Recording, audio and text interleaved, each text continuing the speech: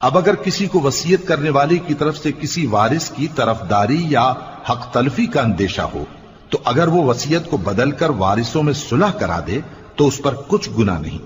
बेशक अल्लाह बख्शने वाला है, रहम वाला है। मोमिनो, तुम पर रोजे फर्ज किए गए हैं जिस तरह तुमसे पहले लोगों पर फर्ज किए गए थे, ताकि तुम परहेजगार बनो।